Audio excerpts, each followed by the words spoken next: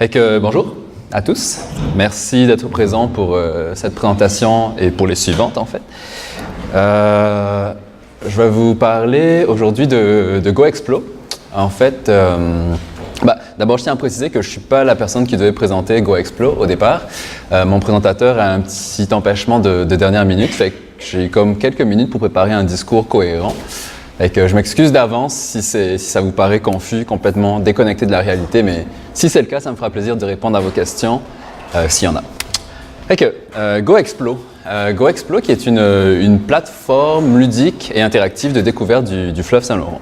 Je vais commencer par un rapide historique pour que vous compreniez d'où est-ce qu'on vient. En fait, tout a commencé à l'été 2016 avec le sommet Aquahacking. Aquahacking qui est en fait un concours annuel qui veut répondre à des enjeux liés aux ressources maritimes par des réponses technologiques innovantes. Par exemple, lors de notre participation en 2016, on a vu des réponses qui impliquaient des drones automatiques, de l'intelligence artificielle, de la construction de bouées contre l'érosion des berges. Alors, on a participé à ce concours avec 5 autres étudiants au doctorat à cette époque. On est arrivé 4e au concours, donc profitant de cette lancée, pendant l'année, on a développé notre solution. On a recherché des partenaires. Notre partenaire principal était en stratégie Saint-Laurent. Et on s'est établi en tant que OBNL ou OSBL selon la dernière appellation. Alors, GoExplo, qui sommes-nous? Nous sommes 6 membres, 6 étudiants au doctorat à l'époque. La moitié, en fait 4 personnes ont soutenu depuis. On a relié ensemble plusieurs champs de spécialisation divers et variés. On avait un géochimiste, on a toujours 3 hydrologues, dont deux ingénieurs, on avait un géomaticien et je suis moi-même statisticien. Donc on est vraiment allé chercher toutes ces compétences, toutes ces expertises différentes et complémentaires en fait, avec un intérêt commun, la sauvegarde, la préservation du fleuve Saint-Laurent. Bon. Ce qu'on a voulu faire, en fait, c'est développer une plateforme interactive et ludique qui permettrait aux gens, en fait, de découvrir ou de redécouvrir le patrimoine qui est lié au fleuve Saint-Laurent. Tout ça d'une manière originale et pédagogique. Et en fait, c'est parti d'un constat vraiment simple, c'est que on estime qu'environ 70% des Québécois vivent dans la vallée du fleuve Saint-Laurent. Okay? Malgré cela, le fleuve Saint-Laurent fait face à beaucoup de défis environnementaux.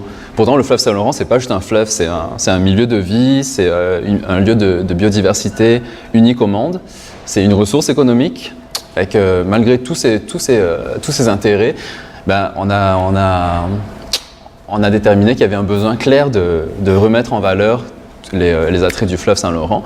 Et donc pour ça, on a développé une interface d'exploration en ligne qui veut justement remettre en valeur ces sites clés du patrimoine naturel québécois. Tout ça dans le but en fait de réveiller l'intérêt citoyen pour l'environnement et en particulier pour le fleuve Saint-Laurent.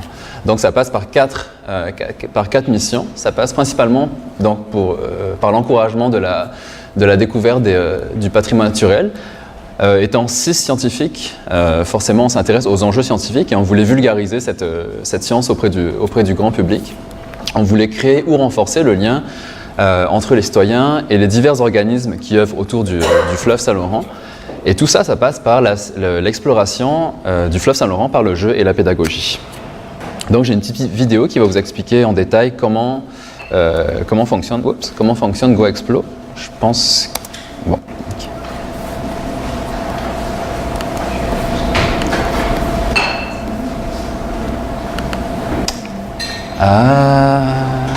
Là-dessus marche, là-dessus fonctionne. C'est un vieux vidéo, mais le principe est toujours là. Au départ, vous vous inscrivez sur le site GoExplo. Vous avez un statut d'observateur puisque vous avez 0 site visité. Mais avec la merveille de la technologie, avec votre localisation, en fait, on va pouvoir vous suggérer des sites aux alentours, en fait, là où vous vous situez, des sites à visiter. Ça peut être des berges, ça peut être des cours d'eau, ça peut être une plage, ça peut être une marina. Donc au fur et à mesure de vos sites visités, votre statut et vos privilèges augmentent en fait dans l'application. Vous avez accès à de l'information en fait, à toute une foule d'informations reliées à chaque site. Vous pouvez aussi prendre les photos de vos découvertes, de vos randonnées et les partager sur les divers réseaux sociaux et sur l'application en fait. Donc, comme je disais, c'était partie du défi AquaHacking. Et en fait, ce qu'on a voulu faire par cet outil visuel et interactif avec les citoyens, c'est vraiment d'impliquer les citoyens pour qu'ils apprennent, pour qu'ils découvrent leur fleuve, pour qu'ils apprennent à l'aimer et pour qu'ils apprennent les différents enjeux qui sont liés à ce fleuve de sorte à vouloir le protéger, puisqu'au final, on veut protéger ce que l'on aime. Ok, donc ça c'était le petit vidéo. Maintenant pour l'interface, ça c'est l'interface principale de GoExplo. Comment ça marche? Donc vous avez accès à votre profil une fois que vous êtes inscrit, vous avez accès aux différents événements répertoriés par nos partenaires. On peut faire apparaître en fait les différents sites d'intérêt classés par plage, par parc, les sites reliés à la navigation ou à l'histoire. On a aussi accès aux sources de données des différents sites. Et on a accès aux capsules et fiches éducatives. Donc je vais y revenir d'ici quelques slides. C'est quelque chose qui est apparu récemment.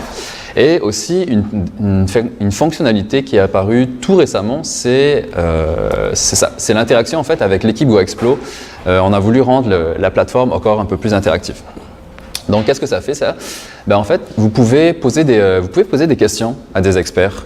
Par exemple ici je pense que c'était la marina au port de Québec, une question qui aurait pu être posée, c'est combien de pétroliers empruntent annuellement en moyenne la voie maritime du Saint-Laurent? Chose à quoi je pourrais vous répondre avec beaucoup d'enthousiasme, j'en ai aucune idée, mais c'est ça la magie de GoExplo, c'est qu'on a accès à plusieurs experts en fait. On a accès à plusieurs experts et donc si nous-mêmes on ne connaît pas la réponse à votre question, on peut la rediriger vers un expert, la vulgariser au besoin et finalement la diffuser pour rendre le savoir accessible à tous. Il y a aussi la fonctionnalité de nous soumettre des commentaires, des suggestions, des questions. Donc la partie discuter avec nous. En fait, cette fonctionnalité passe par courriel. Donc pour nous, ça ne change rien parce qu'on reçoit toujours l'information par courriel. Auparavant, vous pouviez toujours nous contacter par ce courriel. Mais là, ce que la fonctionnalité apporte en plus, c'est peut-être un usage un peu plus convivial pour une application plus facile à utiliser pour l'utilisateur. Donc, si je reviens sur les sites, comme je disais tantôt, en fait, GoExplo répertorie beaucoup de sites. On a quelque chose comme 1200 sites, si je ne me trompe pas, pour lesquels on a essayé, pour les plus importants, on a essayé d'établir des fiches de sites. Donc des fiches de sites qui comprennent une description, des services associés à chaque site, s'il y en a, des photos partagées par la communauté, le site web du site et les enjeux pertinents. Et en fait, à ces enjeux pertinents sont rattachés des fiches scientifiques de vulgarisation. Parce que chaque site va avoir des enjeux, va être lié à des enjeux en particulier. On a essayé aussi de regrouper tous ces enjeux par catégorie. Par exemple, ici, pour les surverses, donc vous avez accès à la description générale de l'enjeu. Vous pouvez aller plus loin avec des liens scientifiques ou de grand public. Il y a les différentes fiches associées à chacun des enjeux, les sites à visiter, et aussi les organisations scientifiques qui sont pertinentes à cet enjeu scientifique. Évidemment, un dernier type, en fait une dernière catégorie de fiches, ici je parlais de fiches de site et de fiches scientifiques, et une dernière catégorie de fiches sont les fiches éducatives en fait, qui ont été créées dans un partenariat avec Zapiens, en fait, qui est issu d'un projet financé par le ministère de l'Économie, des Sciences et de l'Innovation, dont Stratégie Saint-Laurent est le principal bénéficiaire. En fait, l'idée ici, c'était d'aller créer une quinzaine de fiches éducatives qui étaient destinées en fait, à des élèves d'écoles secondaires. Donc c'était un projet pilote qui a eu lieu en 2017, il me semble. Et donc ces fiches éducatives sont aussi maintenant présentes sur la plateforme. Donc elles regroupent de façon peut-être un peu plus résumée l'information qu'on peut trouver sur les fiches de site et sur les fiches scientifiques de vulgarisation.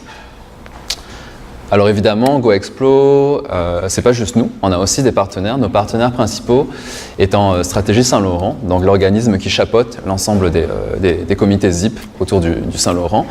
Zapiens, qui est un organisme de communication scientifique, et Voile Mercator, qui est une école de voile et qui nous a fourni beaucoup de renseignements, beaucoup de données reliées au fleuve Saint-Laurent. Alors finalement, pour le futur, ce qu'on aimerait faire, c'est beaucoup développer nos partenariats. On est en discussion actuellement avec la commission de la capitale et la ville de Québec afin d'avoir accès à leurs informations aussi, afin de pouvoir afficher sur leur site ou sur leurs endroits privilégiés On est aussi en discussion avec la Corporation des pilotes et l'Association maritime du Québec. Pour les prochaines fonctionnalités à venir, on aimerait ça proposer des itinéraires aux utilisateurs de l'application, des itinéraires personnalisés. On parle par exemple d'itinéraires sportifs, d'itinéraires d'écotourisme. En fait, dépendamment des intérêts de l'utilisateur, on proposerait un itinéraire vraiment spécifique. On aimerait aussi ajouter des données auxiliaires. On parle ici principalement de données météorologiques, donc intégrer la météo qui ferait la météo prévue à chaque site. Ce n'est pas la priorité actuellement, mais c'est une fonctionnalité qu'on aimerait développer. Et donc, en fait, si vous souhaitez nous aider, si vous souhaitez aider ce mouvement de réappropriation du fleuve, il suffit de vous rendre sur goexplo.ca et de vous inscrire et de commencer à participer à l'aventure. Pour l'instant, on n'a pas de sites qui sont répertoriés à Sherbrooke parce qu'on s'est beaucoup concentré sur les accès principaux du fleuve Saint-Laurent, donc Montréal, Québec et à l'embouchure. Mais si en vous inscrivant et en nous faisant parvenir des commentaires, des suggestions, on peut tout à fait rajouter des sites qui sont liés au Saint-Laurent dans d'autres villes, dont à Sherbrooke. Je pense à Magog et à la Saint-François, par exemple. Donc n'hésitez pas à nous faire parvenir vos commentaires, suggestions à info.goexplo.ca. Et il faut aussi savoir que GoExplo est en constant développement. Donc je pense qu'on est quand même à un stade assez avancé de l'application, mais on reste ouvert à toutes les suggestions, toutes les offres de partenariat. Donc n'hésitez surtout pas à collaborer. Vous pouvez nous suggérer différentes informations ou des photographies sur les sites que vous visitez évidemment. Donc on a profité de l'expérience du camp qui est à Québec, qui est un incubateur, accélérateur d'entreprises. Et notre université, en fait, je ne l'ai pas mentionné, c'est l'INRS, c'est l'Institut national de la recherche scientifique, donc le centre Eau-Terre Environnement, qui est situé à Québec. Et moi, je ne l'ai pas mentionné, on ne va pas les regarder parce qu'on n'a pas le temps, mais GoExplo a aussi fait partie de capsules éducatives qui ont été créées par Stratégie Saint-Laurent, toujours à viser, à portée du grand public. Donc ici, je pense que la capsule éducative portait sur les plantes envahissantes. On va peut-être pas l'écouter parce qu'elle fait 10 minutes, mais vous y aurez accès soit sur GoExplo, soit sur le site de Stratégie Saint-Laurent. Alors je vous remercie de votre attention et si jamais il y a des questions ou des commentaires, n'hésitez pas, je suis là.